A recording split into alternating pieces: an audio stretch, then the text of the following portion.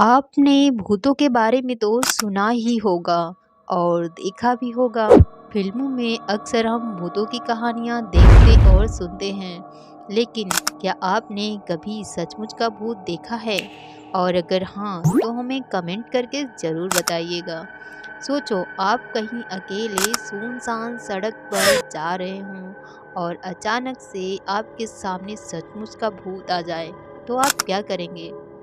फिलहाल हम बात कर रहे हैं एक ऐसी सच्ची घटना पर आधारित मिस्टीरियस स्टोरी जिसमें भूतों ने ली 5 लोगों की जान। जी हाँ, जिसमें बस टैंक में फ्यूल की जगह मिला खून से भरा हुआ।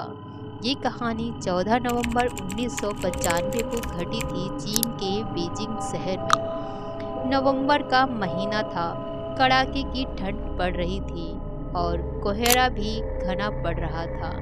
14 नवंबर की रात रूट नंबर 375 की बस अपने निर्धारित समय पर युआन मिंग हुआन से फ्रेग्रेंट हिल के लिए निकलती है। ये उस रूट की आखिरी बस होती है जो बस यात्रियों से खचाखच भरी हुई थी और कुछ किलोमीटर चलने के बाद बस के सारे यात्री धीरे धीरे अपने बस स्टॉप पर उतर जाते हैं। अब बस में सिर्फ 2 ही लोग बचते हैं, ड्राइवर और लेडी कंडक्टर, जो बस को फ्रेग्रेंट हिल की तरफ ले जा रहे थे, क्योंकि अभी भी बस स्टॉप के 7 स्टॉप बाकी थे। लगभग आधी रात का समय हो चुका था। चारों ओर घना अंधेरा और सन्नाटा पसरा हुआ था। जिस रास्ते से बस जा रही थी वह रास्ता गांव और जंगलों के बीच से होकर गुजरता है। वेल दोस्तों, बस 1 या 2 स्टॉप निकलने के बाद बस नंबर 375 एक समर पैलेस जो वहां रुकती है, जो बीजिंग का फेमस टूरिस्ट प्लेस है। बस स्टॉप से एक वृद्ध महिला, एक नौजवान तथा एक यंग कपल बस में चढ़ते हैं। यंग कपल ड्राइवर के पीछे वाली सीट पर जाकर बैठ जाते हैं और वृद्ध महिला लड़के के पीछे वाली सीट पर बैठ जाती है। अब बस में कुल 6 लोग सफ़र कर रहे थे, जिसमें 4 यात्री और 2 बस कर्मचारी। फिर अपनी मंजिल की ओर बस चल पड़ती है। घना कोहरा, सुनसान सड़क, आने जाने वाला कोई नहीं। बस कुछ दूर चलती है। लगभग 4 बस स्टॉप गुजरने के बाद बस ड्राइवर को सड़क के किनारे बस स्टॉप से पहले 2 लोग खड़े हुए नजर आते हैं। पहले तो बस ड्राइवर सोचता है कि बस को नहीं रोकूंगा, लेकिन लेडी कंडक्टर को समझाने के बाद ड्राइवर ने बस रोकी। लेडी कंडक्टर ने कहा, ये इस रूट की आखिरी बस है और उन्हें कोई दूसरी बस नहीं मिलेगी। अब बस रुकते ही वो दोनों लोग बस के पीछे वाले दरवाजे से बस में चढ़ गए। लेकिन तभी हैरान कर देने वाली बात हुई। बस में सफ़र कर रहे यात्रियों और कर्मचारियों के होश उड़ गए। उन्होंने देखा बस में 2 नहीं बल्कि 3 व्यक्ति चढ़े थे।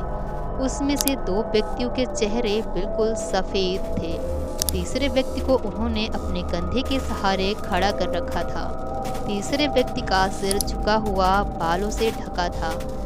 तीनों ने चीन के प्राचीन काल के कपड़े पहने हुए थे। तीनों व्यक्ति बस की लास्ट सीट पर जाकर बैठ जाते थे। जैसे जैसे बस आगे बढ़ रही थी, बूढ़ी महिला ने कुछ अजीब महसूस किया। उसने उन रहस्यमयी व्यक्तियों को ध्यान से देखा और अचानक उसे महसूस हुआ कि कुछ गलत है।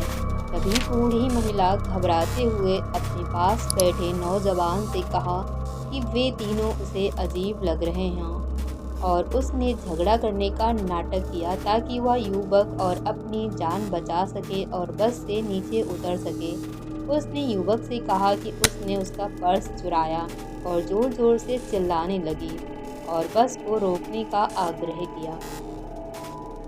महिला और युवक बस से बाहर निकल जाते हैं। जब बस शहर से बाहर निकलने के बाद महिला ने युवक को बताया कि वे दोनों लोग इंसान नहीं थे।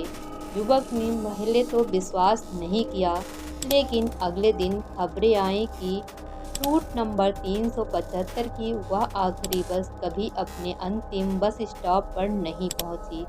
कुछ दिन बाद पुलिस ने उसे बस को एक झील के पास खोजा। बस में कोई यात्री नहीं था, लेकिन बस के अंदर एक अजीब और ठंडक भरी हवा थी। जांच के बाद पता चला कि बस में फ्यूल का इस्तेमाल नहीं हुआ था, लेकिन बस पिछले कई घंटों से चल रही थी। और सबसे चौंकाने वाली बात, ड्राइवर और कंडक्टर कभी नहीं मिले। यह घटना बीजिंग के लोगों के बीच अफवाहों और भय का कारण बन गई। कुछ लोगों ने इसे अंधविश्वास बताया, जबकि अन्य ने इसे सच्ची घटना माना।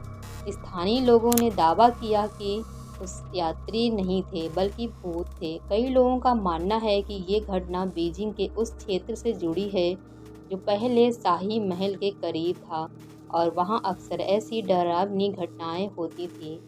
इस घटना ने मीडिया और सोशल मीडिया पर भी काफ़ी चर्चा बटोरी। कुछ ने इसे भूतिया कहानी कहकर टाल दिया, जबकि अन्य इसे एक रहस्य मानते रहे।